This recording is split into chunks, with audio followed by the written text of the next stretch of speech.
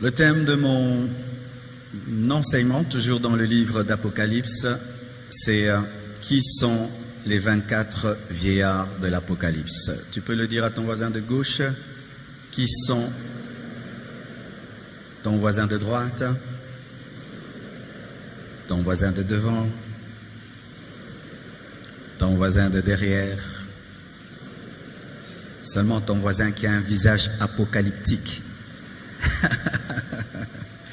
Gloire à Dieu. Nous sommes debout, s'il vous plaît.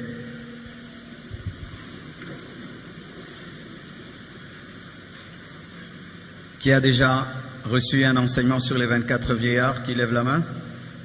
Celui qui n'a jamais entendu, lève la main. Vraiment, pardonnez-moi, c'est ma faute. Amen. Vraiment, je me suis rendu compte que dans l'église, on prêche toujours les mêmes choses alors qu'il y a beaucoup de versets qui souffrent de blessures intérieures. Amen. Et vous savez, c'est pourquoi aussi? Parce que quand on prêche des choses nouvelles, ça passe souvent là. Au premier culte, au début du message, vraiment, ils sont restés. On a dû les récupérer à la fin. J'espère que vous comprendrez. Amen. Mais c'est même pas difficile ce que j'ai prêché. Trop simple, mais c'était nouveau. Mais c'était très simple. Lisons Apocalypse 4, versets 1 à 11. On est déjà en ligne?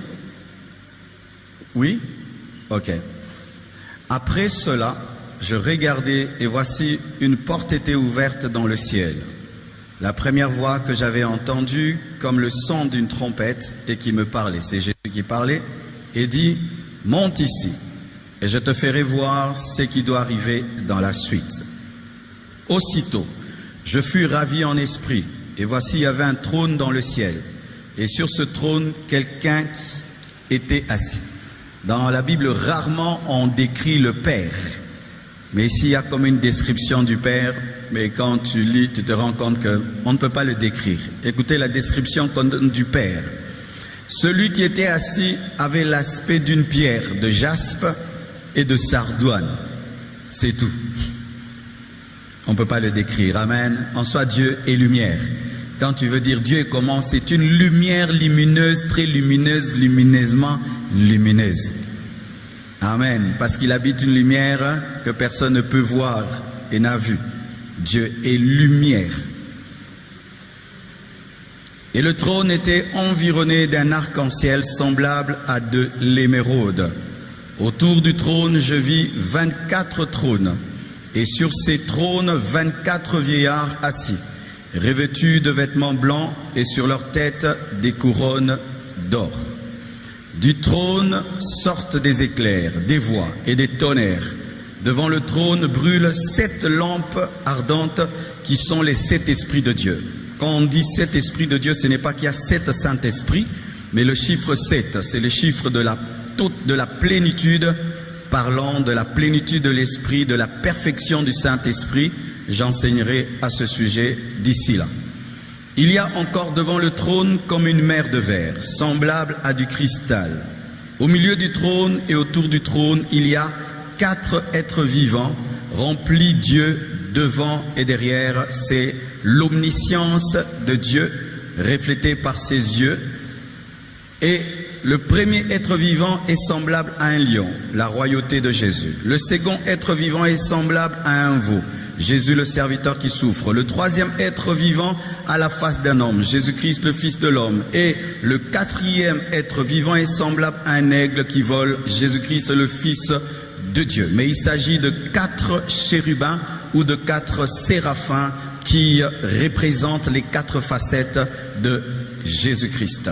Les 4 êtres vivants ont chacun 6 ailes et ils sont remplis Dieu tout autour et au-dedans. Ils ne cessent de dire jour et nuit, Saint, Saint, Saint est le Seigneur Dieu, le Tout-Puissant qui était, qui est et qui vient. Dieu n'est pas 3 fois saint. Dieu est 1000 fois saint, 10 000 fois saint, 1 milliard de fois saint. Mais quand on dit Saint, Saint, Saint 3 fois, c'est parce que le Père est saint, le Fils est saint, le Saint-Esprit est saint. Ça parle de 3 personnes en Dieu. Amen. On est déjà en train de prêcher. Donne-moi un amen. Quand les êtres vivants rendent gloire et honneur et action de grâce à celui qui est assis sur le trône, à celui qui vit au siècle des siècles, les 24 vieillards se prosternent devant celui qui est assis sur le trône et ils adorent celui qui vit au siècle des siècles. Et ils jettent leur couronne devant le trône en disant: tu es digne, notre Seigneur et notre Dieu, de recevoir la gloire et l'honneur et la puissance, car tu as créé toutes choses et c'est par ta volonté qu'elles existent et qu'elles ont été créées.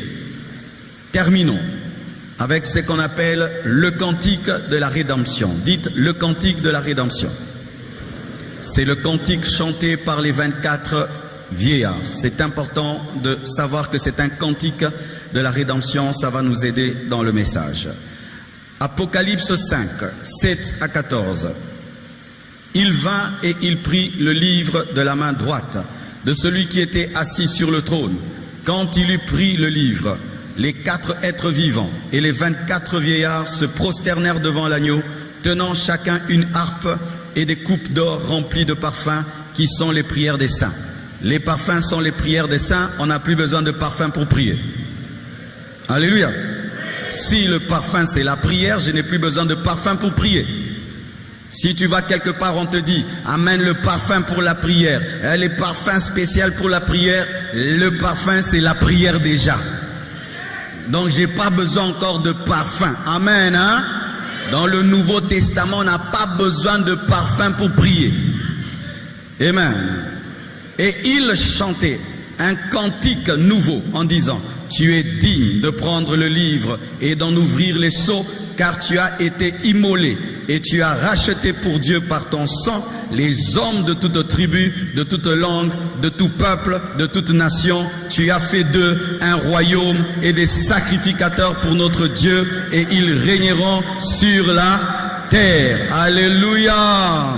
Je regardais, j'entendis la voix de beaucoup d'anges autour du trône et des êtres vivants et des vieillards. Il y a des anges, les êtres vivants et les vieillards, et leur nombre était des myriades et des milliers. Ils disaient d'une voix forte: l'agneau qui a été immolé est digne de recevoir la puissance, la richesse, la sagesse, la force, l'honneur, la gloire et la louange. Et toutes les créatures qui sont dans le ciel, sur la terre, sous la terre, sur la mer, et tout ce qui s'y trouve, je les entendis qui disaient: à celui qui est assis sur le trône et à l'agneau soit la louange, l'honneur, la gloire et la force au siècle des siècles. Jésus partage l'adoration du Père. Jésus partage l'adoration du Père, et il n'y a pas rivalité, il n'y a pas compétition, il n'y a pas jalousie. Et les 4 êtres vivants disaient Amen. Nous aussi nous disons Amen. Et les vieillards se prosternèrent et adorèrent Amen. Acclamons le Seigneur. Wow. Alors je vous prie de lire à la maison Apocalypse 7, 11 à 13 pour avoir toute la totalité de la pensée. Apocalypse 7, 11 à 13, Apocalypse 11, 16, Apocalypse 14, 3, Apocalypse 19, 4. Amen. Alors, il y a plusieurs écoles au sujet des 24 vieillards. Je vais les présenter et puis je vais vous présenter ce que nous croyons et ce que nous trouvons être correct, être biblique. Étant donné qu'il n'y a pas beaucoup d'enseignements sur les 24 vieillards, ça fait que chacun a des pensées sur les 24 vieillards, et aujourd'hui tu vas être fixé et tu vas être béni. Amen. Voici la première conception. Certains disent que les 24 vieillards sont des autorités spirituelles qui ne sont pas des anges, qui ne sont pas des hommes et qui ne sont pas Dieu. C'est dire que Dieu a créé les anges, les archanges, les chérubins, les séraphins.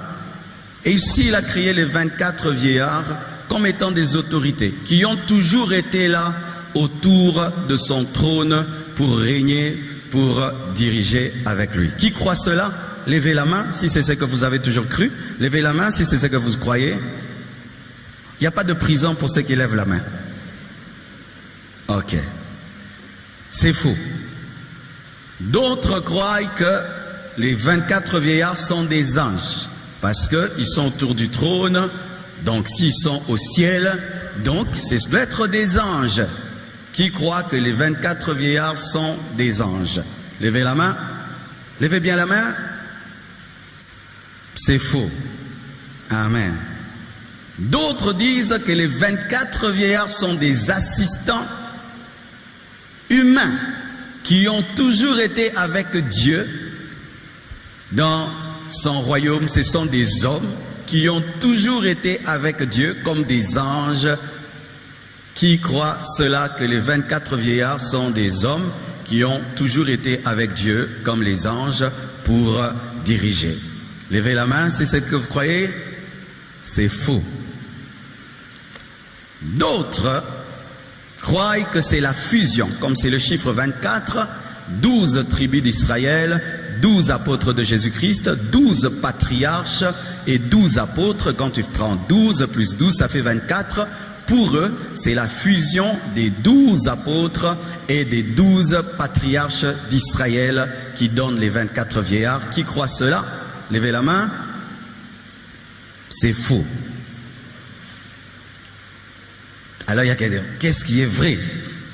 D'autres encore, ils disent que les 24 vieillards, c'est la fusion de l'Église avec les saints de l'Ancien Testament. Parce que 12, toujours l'Ancien Testament, 12, le Nouveau Testament, c'est la fusion des saints de l'Ancien Testament avec l'Église dans l'enlèvement. Qui croit cela? Levez la main. C'est faux. Et d'autres croient que 12,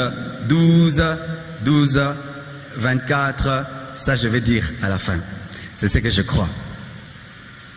Maintenant, avant de dire ce que je crois, j'aimerais casser ce que tu crois. Amen. Voici. Pour vous qui croyez que les 24 vieillards sont des autorités spirituelles non angéliques qui gouvernent avec Dieu, voici un principe de la Bible. Fais l'effort d'être intelligent. Fais l'effort. Alors pour vous qui croyez que les 24 vieillards sont des êtres non angéliques, non humains, qui gouvernent avec Dieu, voici un principe de la Bible. C'est que quand tu lis la Bible et qu'une chose paraît pour la première fois, tu dois l'étudier. Amen. Hein? Alors regardez. De Genèse jusqu'à Jude, on ne parle pas des 24 vieillards, n'est-ce pas? 24 vieillards paraît où? Dans Apocalypse, brusquement. C'est-à-dire quelqu'un qui a lu la Bible, de Genèse jusqu'en Jude, pour lui il connaît que au ciel, il y a le Père, le Fils, le Saint-Esprit, il y a les anges, et parmi les anges, il y a les archanges, les chérubins, les séraphins. Toute sa vie, il a vécu comme ça. Il arrive à Apocalypse, non, en plus d'eux, il y a les 24 vieillards. Et quelqu'un dit non, s'ils sont là, donc ils ont toujours été là. Frère, s'ils avaient toujours été là, Dieu allait le dire. Amen. Une chose nouvelle qui n'est pas confirmée dans toutes les Écritures, ce n'est pas ce que tu penses. Alléluia. Les 24 vieillards, ce ne sont pas des autorités spirituelles qui ne sont ni des anges ni des hommes. S'il y avait de telles autorités, alors Dieu allait déjà en parler. Amen. C'est comme ça d'ailleurs que tu dois comprendre comment on a choisi les 66 livres de la Bible. Vous connaissez, on parle de Tobie, n'est-ce pas? Maccabée, Siracide. Pourquoi Siracide n'est pas reconnu dans les 66 livres? C'est parce que dans ces livres-là, il y a des choses qui contredisent les autres livres. Par exemple, de Genèse à Apocalypse, la Bible dit que tu ne peux pas prier les morts. Maintenant, Maccabée vient te dire, prie les morts. Du coup, je t'enlève. Pourquoi? Parce que tu contredis le reste de la parole. Amen. Parce que le Saint-Esprit a utilisé plus plusieurs hommes, mais il ne s'est jamais contredit. Un nouveau livre qui contredit les anciens, on doit l'enlever. Et si l'Apocalypse vient nous dire qu'il y a maintenant des êtres qui dirigent et qui ont toujours été là, alors que tous les autres livres ne l'ont jamais dit, eh bien nous devons étudier l'Apocalypse où nous sommes en train de faire parler Jean ce qu'il n'a pas dit. C'est pourquoi, mes frères, cette nouveauté des êtres qui sont ni des anges, ni des hommes, mais qui règnent avec Dieu, comme je le vois de Genèse à Jude, je ne l'ai jamais vu, je ne peux pas confirmer cela, ce serait une nouvelle doctrine. Amen.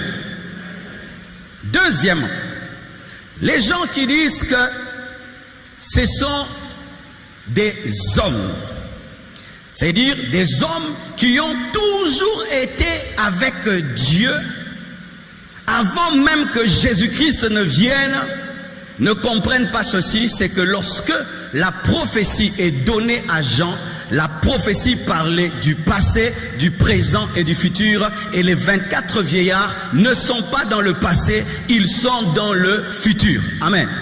Et si on peut prétendre que les 24 vieillards, ce sont des hommes qui ont toujours été avec Dieu au ciel avant que Jésus-Christ ne vienne, ça contredit la parole de Dieu qui dit que Jésus est le seul chemin qui conduit au Père, et ça veut dire qu'il y a des hommes qui peuvent aller au ciel sans Jésus-Christ, ce qui est archi faux. Pour que tu ailles au ciel, il faut que celui qui est au ciel descende sur la terre pour te montrer le chemin du ciel. Ce qui fait que ces hommes ne peuvent pas être au ciel si Jésus n'est pas descendu pour les montrer le chemin du ciel. Ainsi, ces hommes seraient là par leurs propres œuvres en dehors de Christ, ce qui est une fausseté. Amen. Donne-moi l'amen, hein? Troisièmement, les 24 vieillards ne sont pas des anges. Parce que les anges n'ont pas de trône. C'est l'Église qui a le trône. De Genèse jusqu'en Jude, il n'y a pas un ange avec un trône, mais il y a Jésus sur le trône, il y a le Père sur le trône, il y a aussi l'Église qui va régner. Dieu n'a pas promis aux anges des trônes, mais il a promis à l'Église des trônes. Donc les 24 vieillards ne peuvent pas être des anges parce que les anges n'ont pas de trône. Encore, les 24 vieillards ne peuvent pas être des anges parce que les anges n'ont pas de couronne. Mais la couronne est promise à l'Église. Pourquoi? La couronne, c'est la récompense. Et la récompense, c'est pour ceux qui ont été des pécheurs, qui ont cru, qui ont persévéré, qui ont servi pour avoir la couronne. Donc, ça ne peut pas être des anges. Encore, ils ont des vêtements blancs. Les vêtements blancs sont promis à ceux qui persévèrent, à ceux qui croient, parce que ça symbolise la justice obtenue au travers du sang de l'agneau. Et les anges ne sont pas lavés par le sang de l'agneau. Donne-moi l'amen. Et encore maintenant le cantique de la rédemption. Les anges ne chantent pas le cantique de la rédemption. Ce sont les hommes qui chantent le cantique de la rédemption parce qu'il n'y a pas la rédemption des anges. C'est pourquoi Satan, quand il a péché, Jésus n'est pas mort pour lui, parce que pour les anges, il n'y a pas de rédemption. Mais quand l'homme a péché, la Bible nous dit que Jésus-Christ est mort afin de le sauver. C'est pourquoi la prière qu'on dit, je vous salue Marie. C'est encore comment? Je vous salue Marie, Mère de Dieu. Priez pour nous. Attends, priez pour nous pauvres pécheurs. On dit que Gabriel, lorsqu'il a rencontré Marie, il a salué, il a dit priez pour nous pauvres pécheurs. Un ange ne peut pas demander la prière de pauvres pécheurs parce que l'ange n'est pas un pauvre pécheur. Ainsi, je reconnais que Gabriel n'a jamais fait cette prière parce qu'un ange ne peut pas faire une telle prière. De même aussi, par rapport à ceci, un ange ne peut pas chanter « Nous avons été rachetés » parce que les anges ne sont pas rachetés, ce sont les hommes qui sont rachetés. Donc, les 24 vieillards ne sont pas des anges, mais ils sont des... Non, mais moi, ils sont des... Non, ils sont des... Quels hommes? Dis avec moi, quels hommes? Parmi les hommes maintenant, il y a deux sortes d'hommes. Il y a les hommes de l'Ancien Testament et les hommes du Nouveau Testament. Alors les gens disent que non, ces hommes-là, ce sont soit... Ils disent quoi? que ces hommes, ce sont les hommes qui sont ressuscités le jour où Jésus est mort. Vous savez que quand Jésus est mort, il y a des gens qui sont ressuscités. Qui savent ça? Quand Jésus est mort, frère, les gens sont sortis des tombeaux. Pas tout le monde, quelques-uns. Mais ils sont restés dans le tombeau parce que le ressuscité n'était pas ressuscité.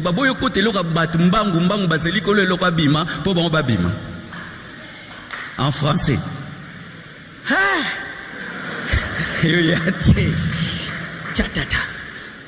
Ils ont refusé d'entrer dans la vision de Jésus plus que lui-même.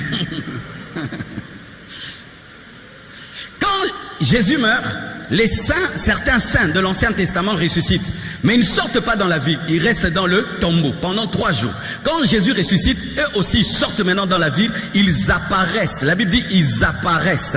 Apparaître veut dire qu'il y a aussi disparition. Amen. Et les gens disent, après quand ils ont disparu, ce sont eux qui sont devenus les 24 vieillards. Frère, ils n'étaient pas 24, ils étaient nombreux. Amen.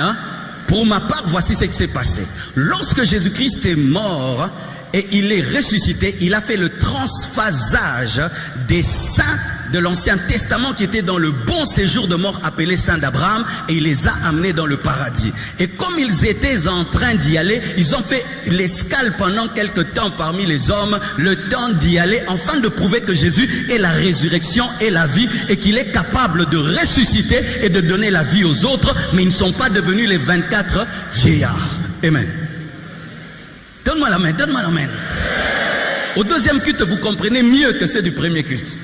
Je vous dis la vérité. Alors, mes frères et sœurs, d'autres maintenant disent ceci, que ce sont les saints de l'Ancien Testament qui ont été enlevés. Mais ce que je crois, c'est que le jour de l'enlèvement, au son de la trompette de Dieu, à la voix de l'archange, les morts en Christ ressusciteront premièrement. Les saints de l'Ancien Testament sont morts dans la foi, mais ne sont pas morts en Christ. Ainsi, ils ne ressusciteront pas le jour de l'enlèvement, c'est l'Église qui va ressusciter. Eux vont ressusciter au début du millénium, afin de régner, parce que c'est ça leur promesse. Donc, les 24 vieillards, ce ne sont pas le saint de l'Ancien Testament. Les 24 vieillards, c'est toi.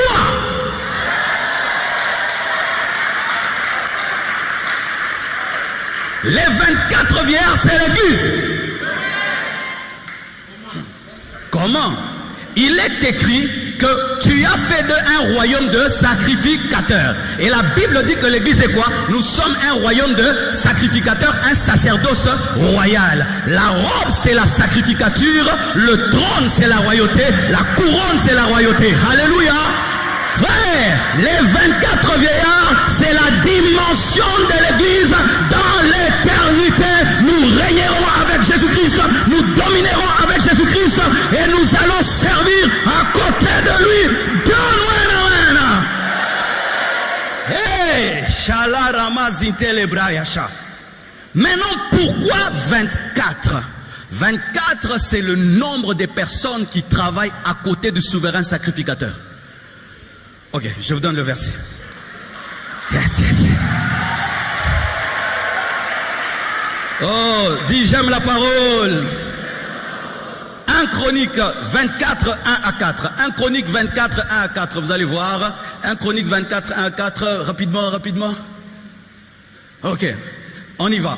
Voici les classes des fils d'Aaron. Fils d'Aaron: Nadab, Abihu, Éléazar et Ithamar.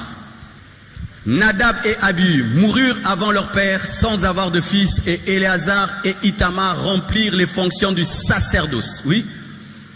David divisa les fils d'Aaron en les classant pour le service qu'ils avaient à faire. Zadok appartenait aux descendants d'Éléazar et Achimélec aux descendants d'Ithamar. Regardez maintenant, il se trouva parmi les fils d'Éléazar plus de chefs que parmi les fils d'Ithamar, et on en fit la division. Les fils d'Éléazar avaient 16, dites 16 chefs de maison paternelle, et les fils d'Ithamar combien? 8 chefs. 8 plus 16, ça fait combien? 8 plus 16, ça fait combien? En soi, la sacrificature de la terre est faite à l'image de la sacrificature du ciel. Et en soi, qu'est-ce que Dieu veut dire par le chiffre 24? C'est que nous sommes des sacrificateurs éternellement, mais plus à côté d'Aaron, mais à côté de Jésus-Christ, le roi des rois, le Seigneur des seigneurs, le Dieu vivant. Donne-moi la main. Donne-moi la main.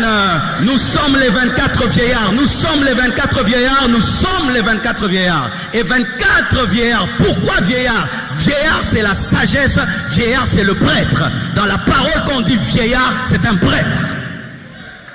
Tu es un prêtre. Et qu'est-ce que tu offres? Le parfum de la prière, le parfum de l'adoration. Dans le lieu saint, il y avait l'autel de parfum, mais toi, tu n'as pas besoin d'autel. Tu es l'autel et tu es le parfum.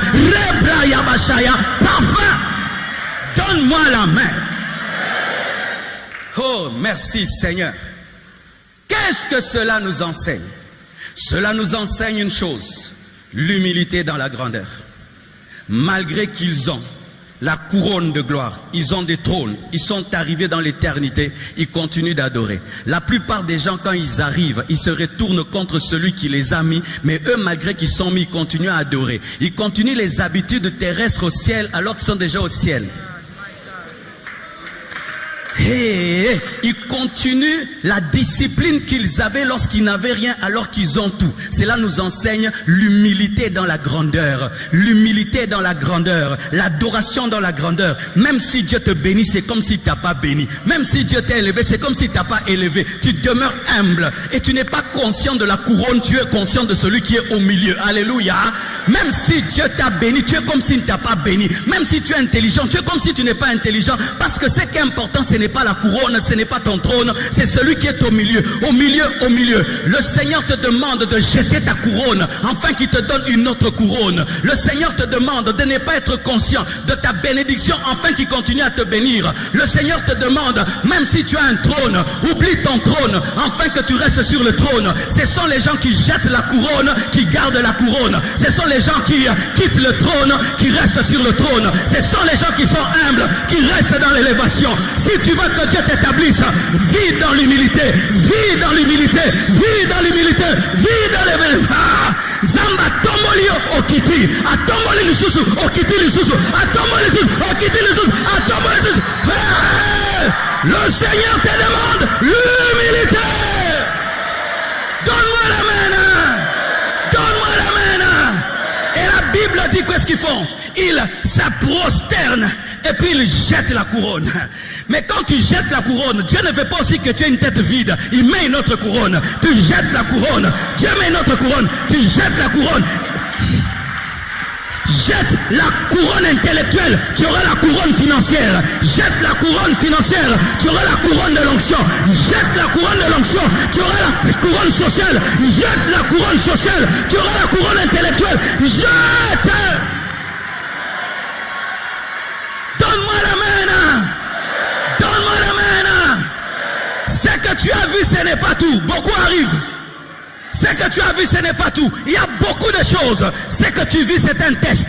C'est un test. Tu jettes la couronne, il donne une autre couronne. Tu jettes encore, il donne une autre couronne. Parce que Dieu teste ton cœur afin de te garder dans la grandeur.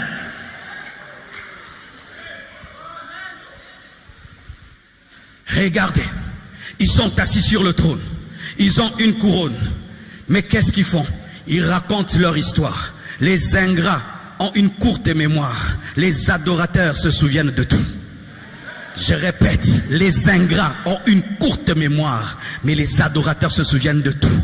Même si tu es assis sur le trône, tu étais un pécheur. Même si tu es assis sur le trône, tu étais lavé par le sang. Ainsi, tu ne dois pas effacer ton histoire et continuer à dire sur le trône qui t'a lavé, qui t'a sauvé, qui a fait que tu deviennes ce que tu es devenu. Car les ingrats ont une petite mémoire, mais les adorateurs se souviennent de leurs péchés passés, se souviennent comment ils se sont convertis, comment Dieu les a lavés, comment Dieu les a pris. Si tu veux demeurer un adorateur, garde en mémoire comment Dieu t'a ramassé.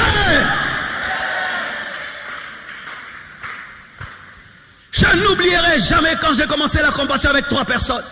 Je n'oublierai jamais le premier culte de la compassion où tout le monde était parti et je suis resté moi-même et j'ai dormi dehors. Le premier culte de la compassion, j'ai dormi dehors, mes frères. J'ai dormi dans un chantier, une maison abandonnée qui n'avait pas de toiture, ni de porte, ni d'électricité, ni eau, afin de garder 30 chaises en plastique. J'étais la sentinelle de l'église.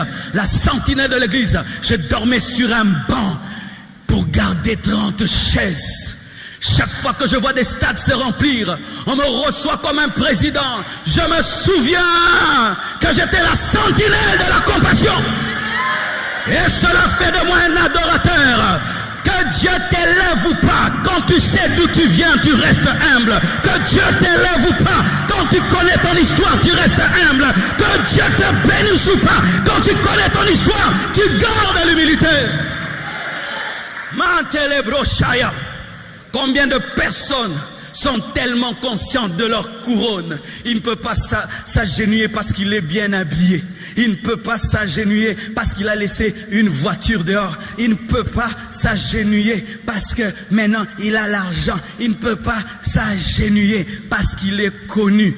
Parce que tu es connu. Tu es connu. Connu. Il y a des hommes plus riches que toi.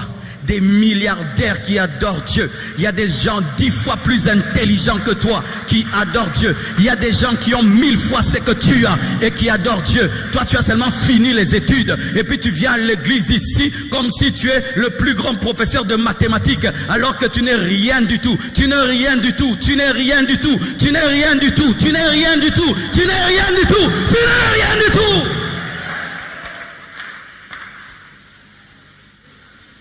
Je suis allé au Burundi, mes frères.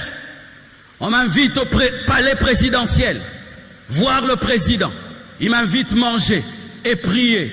Lui-même entonne les cantiques.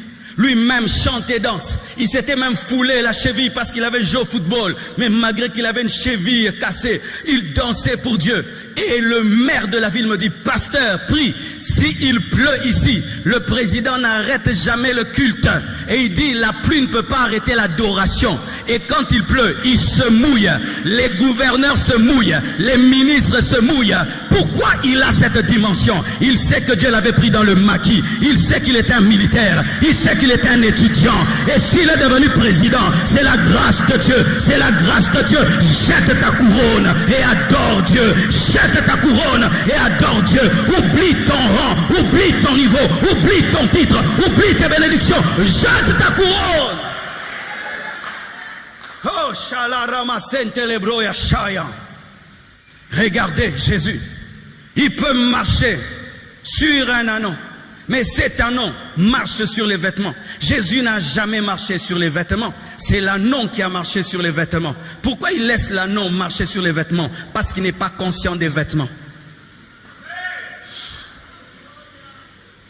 Si un homme marche sur le super wax, il sait que c'est le super wax. Mais l'anon confond la terre avec les super wax, confond la terre avec les wax hollandais. Il n'est pas conscient de ce sur quoi il marche. Il est conscient de celui qu'il transporte. C'est pourquoi il peut marcher sur les super wax. Ne sois pas conscient de ton intelligence. Ne sois pas conscient de ta fortune. Ne sois pas conscient de ton onction. Ne sois pas conscient de ton rang. Sois conscient de Jésus-Christ et tu marcheras dans la gloire et tu demeureras dans la gloire et Dieu t'utilisera encore et encore et encore, parce que les personnes conscientes de la gloire tombent dans l'orgueil, mais les personnes mortes à elles-mêmes, elles sont dans la gloire comme si elles n'ont rien. C'est pourquoi la gloire demeure, parce que Dieu a peur de donner sa gloire aux vivants. Il la donne qu'aux morts.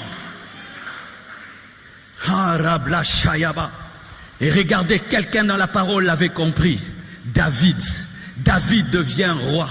On prend l'arche de Dieu, on ramène. Et David enlève les vêtements du roi. Il jette sa couronne. Il commence à danser comme un serviteur. Et sa femme Michal, qui est la fille du roi Saoul, un roi déjà rejeté, qui regarde à la fin et dit, qu'est-ce qu'il a celui-là à s'humilier comme ça, comme un serviteur? Et quand David revient, pourquoi tu as fait ça? Tu t'es humilié? Non, c'était tu m'as humilié. Moi, je n'aime pas des maris qui dansent comme ça. Moi, j'aime un mari posé qui m'honore.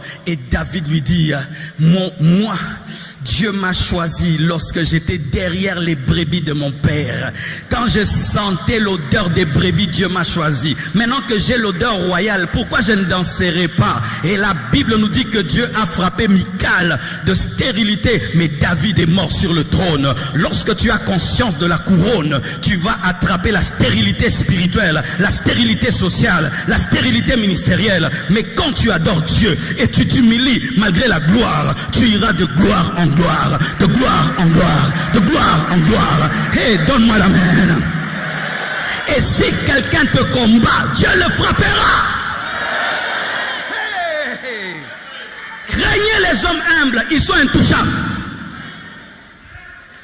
L'humilité précède la gloire, l'orgueil précède la chute. Lorsqu'un homme s'humilie devant Dieu, il a une trajectoire que tu ne peux pas contrôler. Et si tu te tiens sur sa trajectoire, le Dieu qui l'élève t'écrasera. C'est pourquoi Absalom est venu. Il n'a jamais pu tuer David parce que David pouvait pleurer pour lui. Il pouvait s'humilier devant Dieu.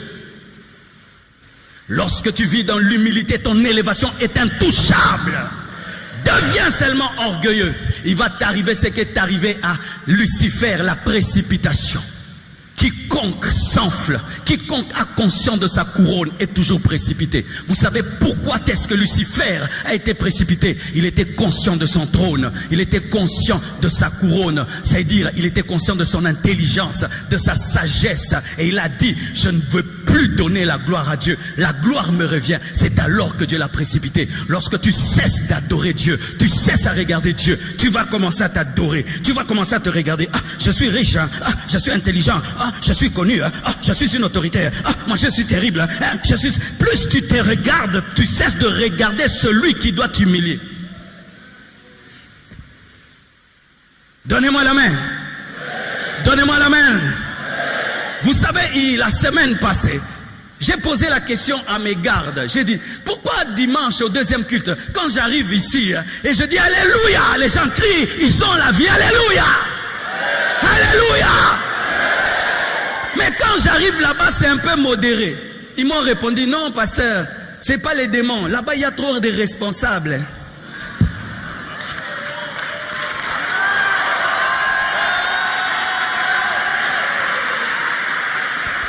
Ils m'ont dit, papa, là-bas il y a trop de responsables. Tu vois, les responsables, ils dansent pas trop, hein. Ça crie pas trop amen, hein. Parce que ça a trop de responsabilités. Mais nous ici, on n'a pas de titres, on n'a pas de voitures, papa. Je veux faire l'église seulement ici, seulement ici, seulement ici, seulement ici. Même si tu es responsable, oublie ta couronne, jette ta couronne, jette la couronne. Sois comme un enfant qui joue devant son père, qui danse devant Dieu. Sois comme un enfant, sois comme un enfant. Sois comme un enfant, sois comme un enfant, sois comme un enfant, sois comme un enfant. Oh, donne-moi la main. J'attends la chorale des papas de 70 ans. J'attends la chorale des mamans de 60 ans. J'attends la chorale des ministres. J'attends la chorale des ministres qui entonnent. J'attends la chorale des PDG qui entonnent. J'attends à la chorale des milliardaires qui entonnent. Oh, ils ont des trônes, mais ils savent que le trône de l'autre est plus grand. Même quand je suis grand, je sais que Dieu est plus grand. Et je suis grand par lui qui est grand. Si je cesse de m'humilier, je cesse d'être grand. Dis, je ne suis rien. Dis, je ne suis rien. Et tu n'es rien. Et tu n'es rien. Un ami à moi, je peux avoir un bon piano. Un ami à moi va au Nigeria, dans l'église d'Oyedepo. Oyedepo, c'est le pasteur le plus riche du monde. C'est un multimilliardaire. Il a des jets. Il a construit donc une cité. Et le jour qu'il va là-bas, il trouve Oyedepo, déjà qui n'est pas grand de taille, en train de danser. Il descend, il fait comme ça. Il dit, papa, tu as un jet.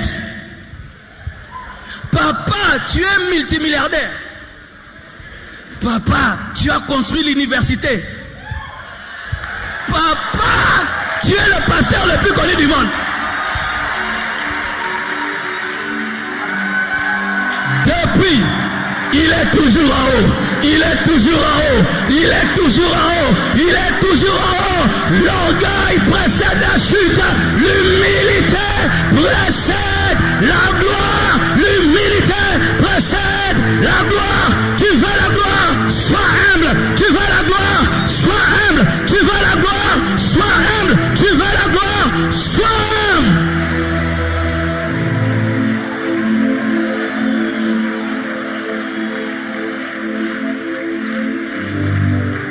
Il y a une image qui m'a touché dans ma vie.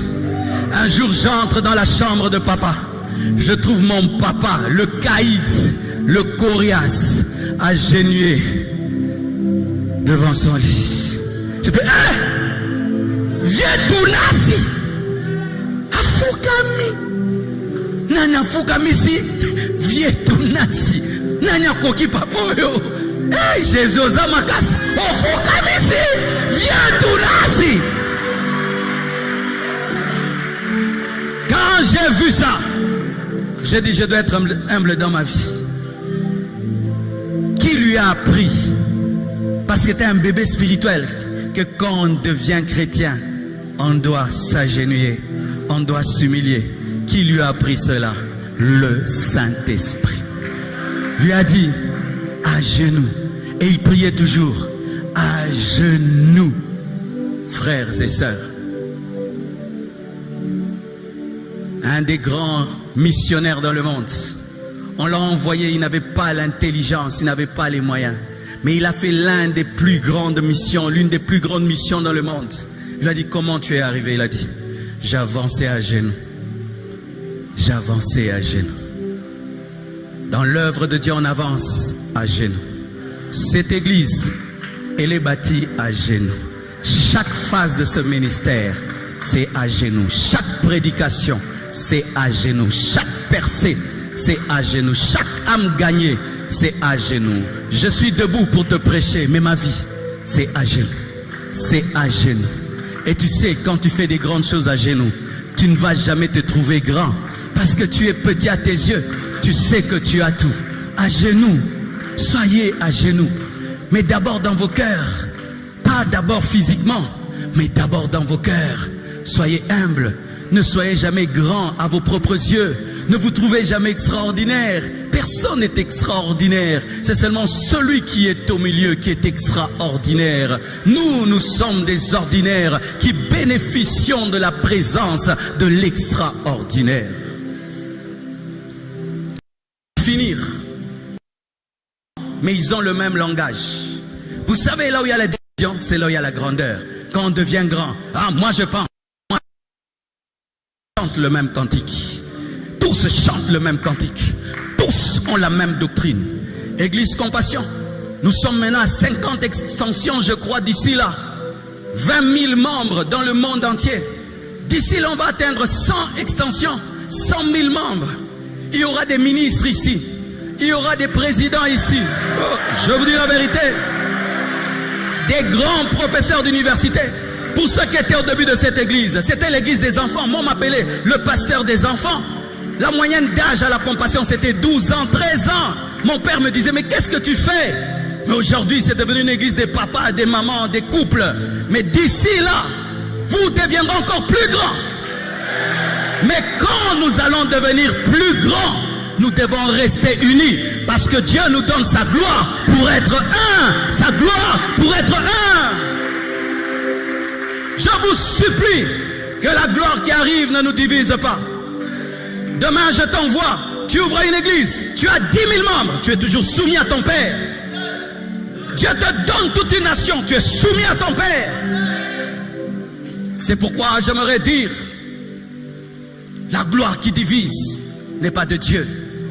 La gloire de Dieu donne l'unité. La gloire de Dieu donne l'unité. L'unité de langage. Compassion, gardons la même doctrine. Compassion, gardez la même vision. Si même des fois je prêche des choses qui te bouleversent, va t'agenouiller, prie pour que Dieu t'explique. Ne me casse pas derrière le dos. Va prier. Va prier. briller. Parce que là où il y a la gloire, il y a l'orgueil. Là où il y a la gloire, il y a la suffisance. Tout le monde est leader. Mais malgré que ce sont 24 leaders, tous sont dans l'humilité, tous sont unis. Je termine en vous disant ce que j'ai dit. Quand Dieu te bénit, ce n'est pas ça la bénédiction, c'est un test. Toute bénédiction est un test qui prépare la vraie bénédiction. Et si Dieu te donne un petit trône, tu t'enfles, il va te ravir ce trône-là. C'est pourquoi, bien-aimé, chaque fois que tu as une couronne, jette-la rapidement pour avoir une autre. Chaque fois que tu es humble, il ajoute la taille, il ajoute la taille, il ajoute la taille. N'est-ce pas qu'il est écrit que celui qui est fidèle en peu de choses, Dieu lui confie des plus grandes choses.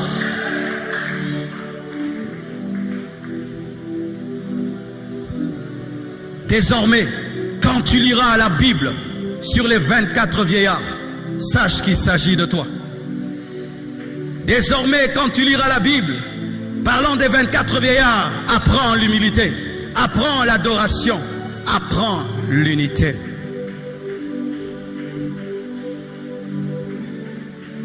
Mais ce qui est vrai, dans l'éternité, les saints de l'Ancien Testament et les saints du Nouveau Testament seront retrouvés dans la nouvelle Jérusalem céleste. Car il est écrit que les 12 portes symbolisent les 12 patriarches et les 12 fondations symbolisent les 12 apôtres. Cette histoire que nous avons commencée sur la terre va finir dans l'éternité. Et si tu es déjà adorateur sur la terre, tu vas continuer au ciel. Mais si tu n'es pas adorateur sur la terre, tu ne peux pas finir au ciel. Car Dieu cherche des vrais adorateurs qui l'adorent en esprit et en vérité. Certains au milieu de vous, je vois comment vous vous comportez dans les cultes et j'ai pitié parce qu'il y a des caméras et je vois tout au niveau de mon bureau. Je vois certains, vous venez à l'église, mais pendant les 30 minutes qui précèdent la chorale, vous n'arrivez pas à adorer. Qu'avez-vous? Qu'avez-vous? Qu'avez-vous? Vous êtes incapable de l'adorer pendant 30 minutes et vous saurez l'adorer dans l'éternité. Vous êtes incapable de l'aimer et de lui parler sans une chorale. Et vous pensez que vous saurez l'aimer dans l'éternité. Pleurez sur vos cœurs, vous qui êtes incapables de prier 30 minutes avec un piano. Pleurez, vous qui n'arrivez pas à lui parler quand vous venez à l'église. Pleurez, vous qui venez dans sa présence et vous êtes incapable de vous concentrer. Pleurez, vous qui venez dans sa présence, mais vous êtes imbu de vos habits, imbu de vos voitures, imbu de votre argent, imbu de vos titres. Pleurez, vous qui venez dans sa présence, rempli de suffisance et de distraction. Priez, demandez l'humilité. Les gens ne demandent plus l'humilité. Les gens ne recherchent plus l'humilité. Mais nous cherchons la gloire. Mais le secret de la gloire n'est pas dans la gloire. Le secret de la gloire est dans l'humilité. Demande un cœur humble. Demande un cœur simple. Demande un cœur reconnaissant. Qui sait dire merci pour un verre d'eau. Qui sait dire merci pour l'amour. Qui sait dire merci pour toutes choses. Et quand tu atteindras ce niveau, même si tu refuses la gloire te cherchera. Dieu te la donnera même si tu ne la demandes pas. Parce que tu seras une rareté sur la terre. Le monde est rempli d'orgueilleux. Le monde est rempli d'orgueilleux. Et quand Dieu se trouve un cœur humble, il s'investit dans cet homme. Il met tout dans cet homme. C'est pourquoi il aimait David. C'est pourquoi il aimait David. David continua à chanter même s'il était roi. David continua à chanter même s'il était roi. Combien de choristes quand ils se marient, ils arrêtent de chanter. Combien de choristes, il suffit seulement qu'il ait des enfants, il ne peut plus chanter. Combien de gens, il suffit que Dieu commence seulement à bénir, ils arrêtent. Jetez vos couronnes, descendez de vos trônes, venez dans sa présence comme étant rien parce que nous sommes rien. Oh, je termine même par cette explication pour ceux qui ne savent pas. Pour ceux qui ne savent pas, mes frères, Aaron, parmi les hommes, était le grand Aaron. Je vais vous expliquer comment Aaron entrait dans la présence de Dieu. Il n'entrait pas comme le grand Aaron. Il allait au niveau de l'autel de sacrifice. Il offrait un sacrifice. Et puis il allait se laver les mains au niveau de la cuve de rein. Et puis il entrait dans le lieu saint. Il prenait l'encensoir sur l'autel de parfum. Et quand il voulait entrer dans le lieu très saint, il remplissait de fumée le lieu très saint pour que Dieu ne le voie pas. Parce que si Dieu le voit, Dieu va le tuer. Et le parfum représentait Jésus, qui nous couvre de son œuvre, afin que la justice de Dieu ne nous tue pas. Et quand Aaron était là-bas, ceux qui étaient dehors disaient, Aaron est terrible, il est dans la présence de Dieu, mais lui disait, ce n'est pas moi. Vois l'encens, vois la fumée, ne me vois pas, ne me tue pas. Mais dehors, Aaron est terrible, mais celui qui est là-bas, ne me voit pas, ne me tue pas, ne me tue pas. Vois la fumée. Et lorsqu'il finissait d'offrir le sang au niveau du propitiatoire et qu'il sortait, on pouvait l'acclamer, mais lui sait, je suis un rescapé. Il pouvait me tuer, je suis un indigne. Ce n'est pas moi, c'est le sang sur le propitiatoire qui m'a sauvé. C'est la fumée, ce n'est pas moi. Il ne pouvait pas être orgueilleux. N'est-ce pas que nous tous ici, nous savons comment nous pleurons devant Dieu dans le secret, n'est-ce pas? Cette belle prédication, elle te tient debout. Mais moi je sais que jusqu'à 21h, j'avais pas de prédication, que je devais chercher. J'étais stressé, je vais dire quoi? Et puis il te donne. Quand même je vois la gloire, je sais que dans le secret, Seigneur, je vais dire quoi? Les ingrats oublient l'histoire, les adorateurs n'oublient jamais. Que Dieu te bénisse. Nous sommes